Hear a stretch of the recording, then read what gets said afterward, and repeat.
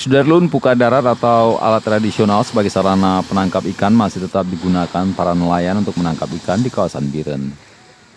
Seperti di kawasan Ujung Blang, Kuala Biren, setiap pagi usai salat subuh, para nelayan turun ke laut dengan alat tradisional. Mereka dalam jumlah belasan bahu-membahu menarik pukat darat. Pekerjaan tarik pukat di kawasan Ujung Blang membutuhkan waktu 1 jam sampai 2 jam, tergantung keadaan. Setelah ditarik, nelayan bersama-sama melihat hasil tangkapan pada ujung pukat.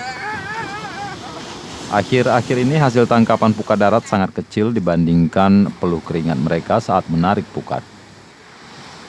Kegiatan ini tetap dipertahankan sebagai sumber mata pencaharian para nelayan, kecuali pada hari Jumat atau ada kemalangan di desa kawasan itu, kegiatan tarik pukat ditiadakan.